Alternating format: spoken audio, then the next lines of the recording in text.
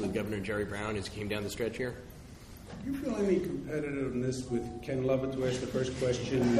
I think we just did. You did? A little chismo question answer. No, I don't feel any competition with California. I praise California for the work they're doing. I think they recognize what we recognize, which is working families need a raise. And that if you do it right, it doesn't just help working families, it helps everyone because the economy can be stronger. The doing it right becomes the tricky part, right? And they've developed the mechanism, and I've developed the mechanism. I don't know the California plan, Zach, in detail. Basically, it's 6 years with 7 years for some smaller businesses. I don't know the cutoff number. Our plan is basically 3 years, New York City, 6 on Long Island, 5 to 1250 plus an index upstate. So they're slightly different configurations, but they're both getting to the same point, which is raise the minimum wage. They both have safety valve mechanisms in them, but there are different time frames. And remember, the main change from everything we've been talking about all week long is we added 4 years in New York City for businesses under 10. And I believe, Governor, this is a pretty significant change in a bunch of ways from the original proposal. Do you believe that this is a better product than what you originally proposed? That is a tough question. I think it is I initially proposed, rewinding the tape all the way back, we formed a wage board. The wage board came up with a recommendation for fast food workers. Our minimum wage proposal was based on that wage board. And it was basically 3 years in New York City, 6 years on Long Island, 6 years upstate New York. I think this is a proposal that can pass, which by definition makes it a better proposal, Jimmy. You can argue in an academic reality, I would like to have done it the way I proposed to do it because I proposed what I thought, in my opinion, was the best. But this is the art of compromise, and we have a Republican Senate, and we have a Democratic Assembly, and this is a proposal that can pass. This, I do think, and I'm comfortable with the calibration mechanism, which I believe is the art form in this proposal. So obviously you prefer your own proposal, but this is the proposal that can pass. Upstate, as you know, the Senate Republicans were anxious about upstate New York because the economy is not as strong at this time as the downstate economy. So they were protective, and I share their concern about the upstate economy.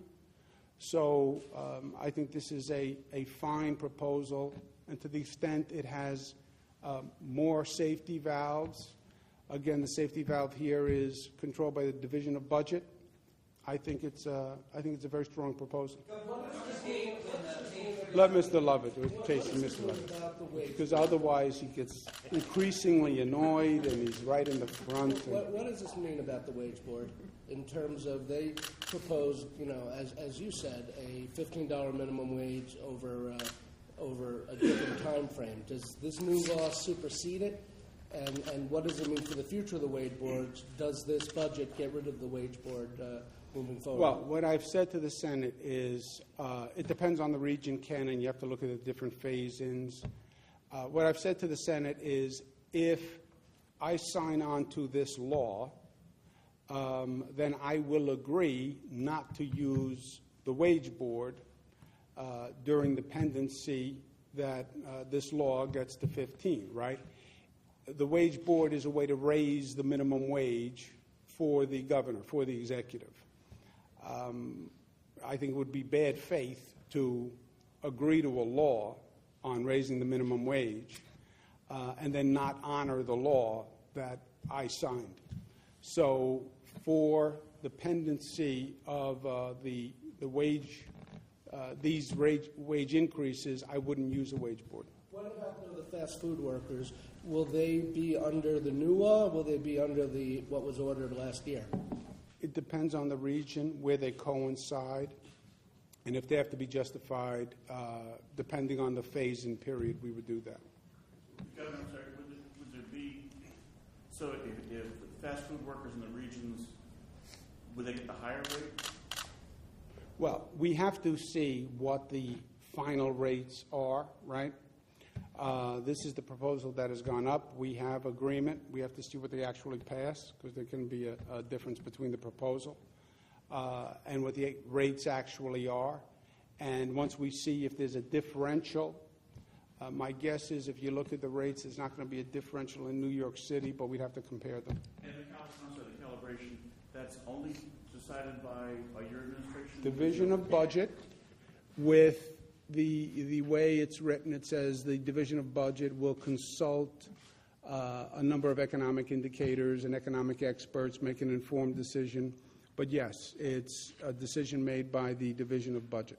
What's your understanding Solely. of the year that the increase will begin? Will it be January 1st, 2017, or what? Who has the dates? Does anyone have the?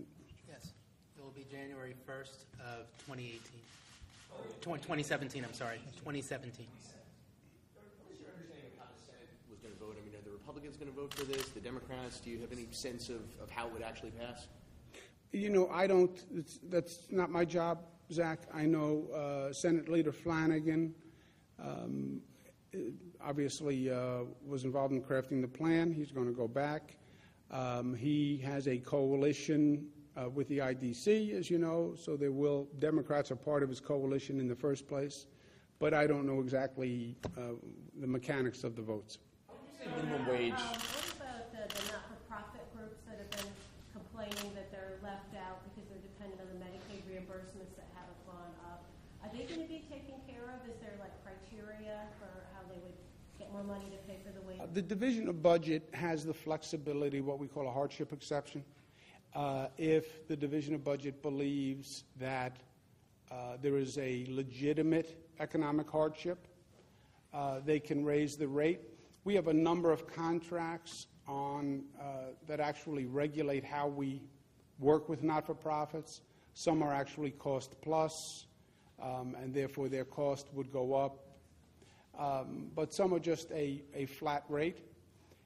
You also have to remember the minimum wage has gone up in the past few years.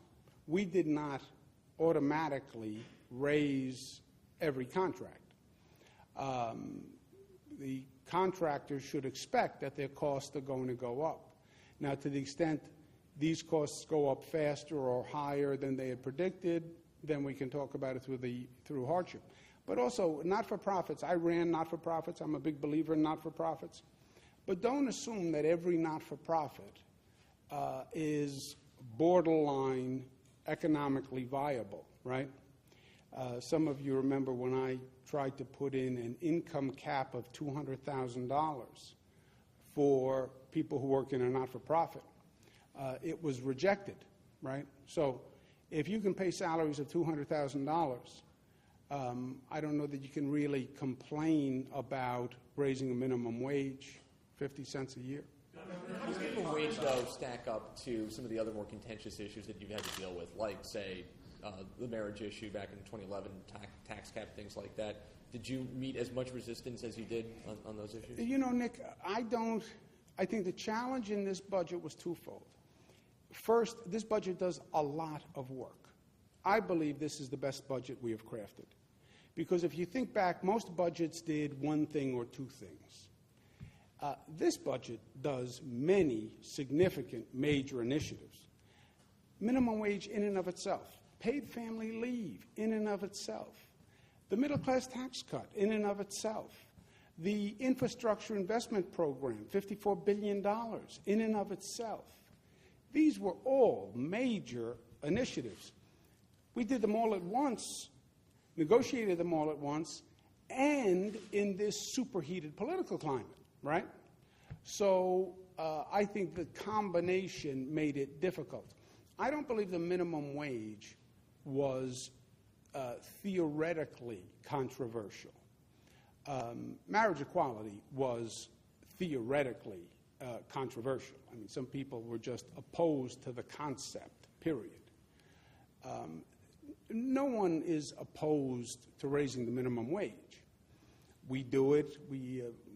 Even if we didn't do it, the economy adjusts for it. The federal government adjusts for it. The question became how much, how fast, and how do we do this? How do we calibrate? What's the mechanism? You'll notice the 3 in New York City, 6 on Long Island, Westchester, 5 to 1250. The proposal hasn't changed much in the past couple of weeks. Frankly, we spent a lot of time talking about what is the index and how do you do the calibration and who does it and when do you do it. So it really was on these granular details, which I believe are important. But the major change, when you think about it, over the past week, all these hours of discussion, is the 4 years instead of 3 for businesses under 10 in New York City. And who does the index? The answer is the Division of Budget. And we set the times when that index would kick in. So those were the major changes, if you can call them major changes. And why did you feel like you had to have it, or at least did you feel that you had to have it in the budget versus, potentially kicking it out of the budget into the rest of the legislative session? The budget, first of all, this is an economic issue. And the budget, if it's about anything, it's about economics. And the minimum wage is an economic issue. And I thought it was the appropriate time to do it. Small charter schools proposal that you had? We have additional funding for charter schools. Mr. Malatras. Approximately $54 million, which is about $430 per pupil increase. And what's it for, and where does it go? It gets distributed to the charter schools in a formula that can be provided. And the purpose for it? They're public schools, so most public schools, which charter schools are public schools, they got a 6.5% increase.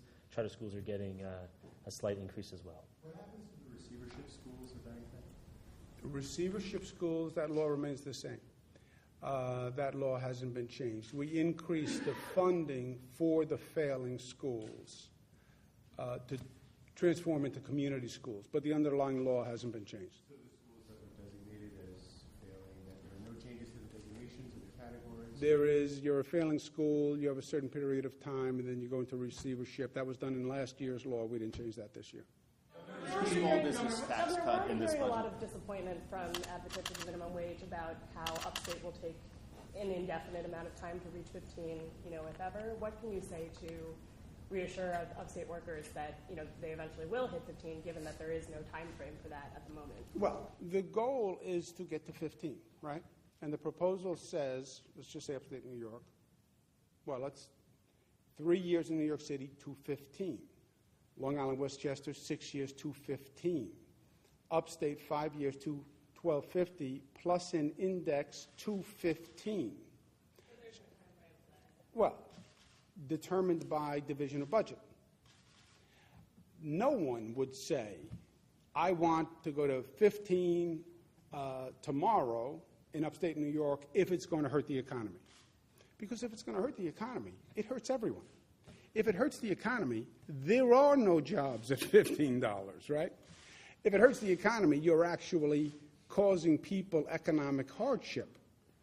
So I don't believe anyone would say, I want them to go to 15, even if it's going to hurt the economy and create fewer jobs. The index is the calibration mechanism. We hope the economy in upstate New York keeps making the progress that it's making, right? Our economic progress has been great. We are below the national average for unemployment. Upstate New York, parts of upstate New York that economically have been depressed for decades have seen record growth and economic optimism. So we hope you get to year 5 and Division of Budget says the engine is a roaring locomotive. The economy is a roaring locomotive. Crank it up. We can do it. Is there an upper or lower No. limit to what budget No. can do? So it could be No. rate of inflation, it could be No. jack it up 250 No, and 6. the director of the Division of Budget is right under economic God. That's where the head of the Division of Budget. How your throughway plan is different from what was originally proposed. The press release says it's about $2 billion. The original plan was about $1 billion. Who can answer that question? Yeah, on the throughway plan, the tax credit isn't there on the throughway plan. Well, is the farm tax credit and the frequent driver tax credit, they're both on? The farm tax credit is there. The frequent driver credit is not. And how do you get to that $2 billion number that's in the press release? The $2 billion number for It says $2 billion for the throughway stabilization. the $2 billion for the throughway stabilization fund. We increased it by $700 million this year, so we added $700 million to last year's 1.3. It's a total of $2 billion. So this it's the same as what's proposed in the executive budget, just minus the $300 or so million for the frequent toll tax credit. Correct. What changed from Excuse me 1 second. Can I just add a point on the previous question on the upstate economy getting to 15 with the index? The controversial part about picking the index was, frankly, the question, well, who sets the index and what is the philosophy of the index setter, right? The concern, I think you heard about the upstate index, was, well, you could go to a source that is anti-minimum wage increase. And then the index could be slowed to get to 15. And we spent time talking about that. The determiner of the index, is a pro-minimum wage increase authority because it is the administration that has proposed it, right? Division of Budget proposed 15 in 3 years in New York City, which is very aggressive. California, it's 6 years, right? So Los Angeles, it's double what it is in New York City, if that's correct, right? So Division of Budget is aggressive in raising the minimum wage to the extent the economy can handle it. So Gubernatorial election between now and 2019, I believe. Did that factor at all into this calculation? nobody raised it. Well, I guess that's a key point, though. What if, for whatever reason, you're not governor after 2020? Would you trust a successor to be able to handle this wage formula situation? Well, unless you thought first I plan to be governor, but if I die of a heart attack from dealing with the press and the LCA, which may be possible, I assume anyone who filled that role would be honest and honorable.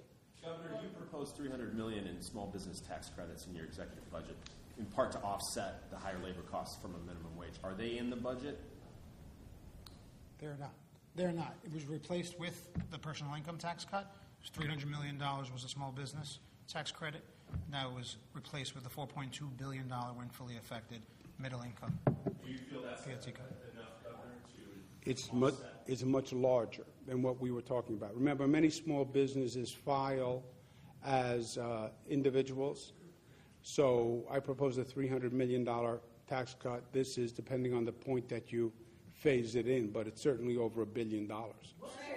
What changed from 2 years ago when you had said that you didn't like the idea of different minimum wages in different regions of the state? You said it would lead to cannibalization, that it's not really accomplishing what you had hoped. And then I know last year you kind of went to the higher one in New York City, but what changed in your mind that you said, well, maybe this would be a better approach? I don't think that's what I said. I don't mean to disagree with you or be argumentative. You know that whenever I can facilitate our relations, I try to. I was against allowing localities to set their own minimum wage. That's a different situation.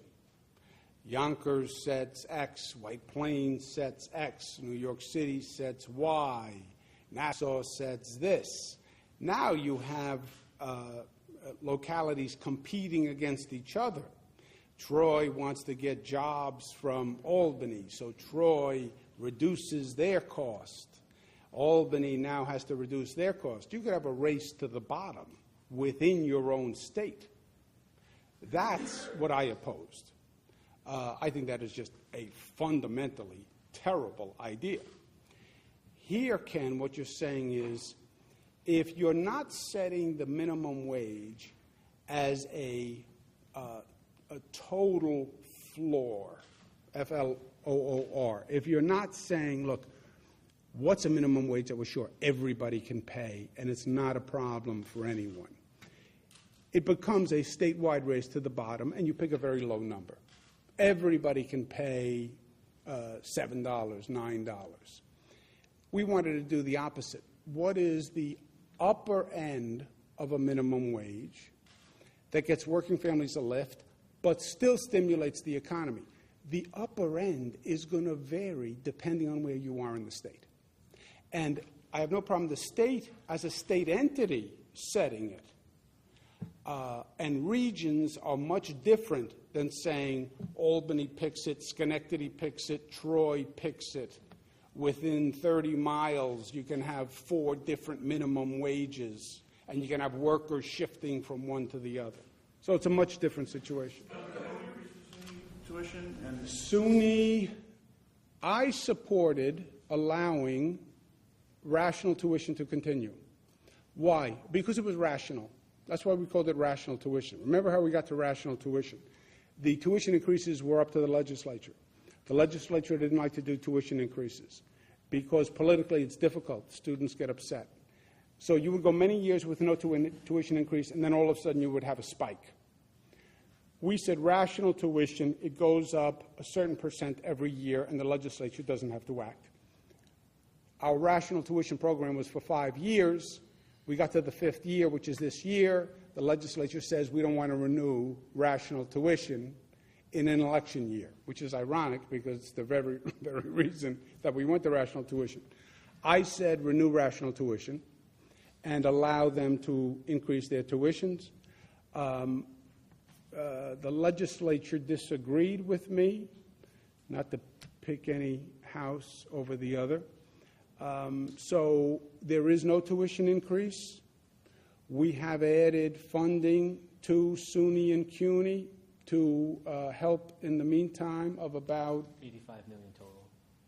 $85 million plus the capital. Plus $300 million in capital. So $385 million, which I think is a significant amount of money.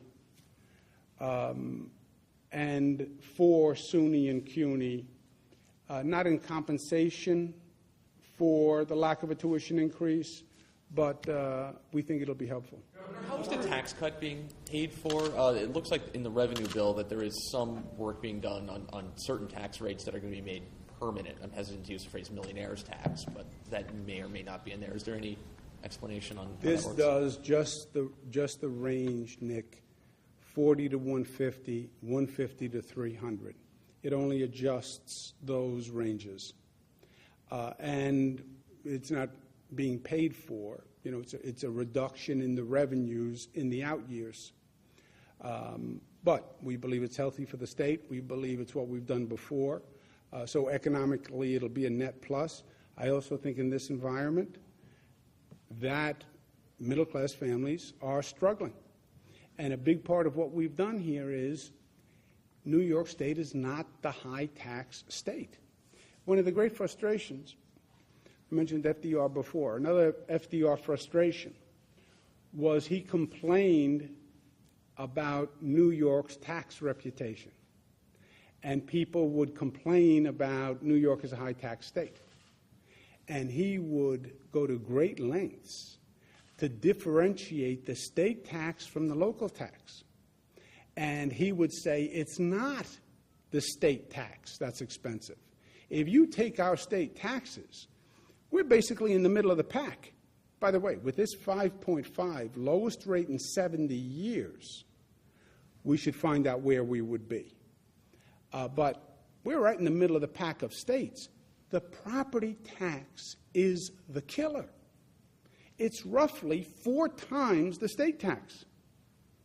And that's what jumps us up to the top of the list. That's why property tax cap and all this conversation, consolidation, shared services is so important. So whenever we can, reducing the state rate helps. But if you really want to make a difference in the taxes in the state of New York, it's the property tax. And the great riddle is, how do you reduce the property taxes? That is the great riddle to solve on the economics of the state of New York. The media doesn't feel it as much because the media is from New York City. Guys like Zach Fink, Ken Lovett, Wall Street Journal. There's no property tax in New York City. So they don't feel this the same way. You get outside of New York City, they get it. You get to Nassau, Westchester, 2 of the highest property taxes in the United States of America. You get to upstate New York, highest property taxes in the United States of America by percentage of home value. That's the great riddle. We have not solved that riddle. De-link school aid from teacher evaluations, that was under discussion at one point. It was not done. Is $250 million in was not done. And why was that? Was not done. Why was it not done? Because there was no support for it. From me, anyway. When would paid family leave begin, and when would the payments from employees begin? Alfonso? Paid family leave will commence in 2018. And January of 2018, and benefits will begin at that point in time as well. What about the $250 million on, you were going to look for Medicaid savings? Is that number still the target in this budget? We said in January we need savings from the Medicaid program. The 2% fiscal discipline is important. We said we need savings from the Medicaid program. 70% of the Medicaid program is the city of New York. We said we needed about $250 million in savings. I spoke to the mayor in January. He said we would work, he would be cooperative in finding those savings, and we will find the savings, I have no doubt. You have to remember, we found over $2 billion in savings in Medicaid. The Medicaid budget is about $25 billion. So if you have the will, you can do it. I wanted... it's not in the budget, no. If you have the will, you can do it. What I wanted to establish was the need for the cut and get the commitment that people will work together to cut the waste, the fraud, and the abuse. One of the things that happened on Medicaid is another great riddle for the public service minds. To reduce property taxes, we picked up more mandated costs. What was the number one mandated cost? Medicaid. We now pick up the entire cost of Medicaid increase. So local governments are held harmless. Any additional money, we pay 100%, which changed the whole dynamic of Medicaid. Medicaid, the localities paid. They were on the hook for 25%. So they pay $1, they pay 25 cents. That economic liability brought efficiency to the program. Because if you waste $1, you waste 25 cents of your own money. That's no longer true. Whatever you spend, we pay 100%. I believe that's one of the reasons why you've seen districts that are just frankly not as economic as they were. Why? Because it's not their money now. It's our money. So it was a good intent. Let us pay Medicaid so there'll be less stress on the property taxes, but actually it took out the financial efficiency factor. And I wanted to establish in January, we need savings and we need efficiency and we need help doing it, and we did. Do you know how much of the $240 million that was proposed for the Does anybody know? There's no money specifically for the CUNY labor settlement. CUNY's restored to the full $1.6 billion. We don't know what the settlement is yet because they're still in collective bargaining. So when we finally know a number, then we'll be able to address it at that time. The Article 7 TED bill removed your language on MTA capital funding. Are you making an appropriation in the 16-17 fiscal year for the MTA capital plan? And if so, what is it? There will be an appropriation. There is an appropriation for the first year, and there also is language as well that addresses the long-term commitment. Year one, it's a little over $1 billion. It's the amount of 1 year of the 7.3. Okay, guys, thank you. And there is no CUNY settlement, as you know, right? That's gone on for like 7 years. For the anticipated settlement. It's in arbitration or some mediation, but it's been going on for 7 years. So, okay, thank you very much.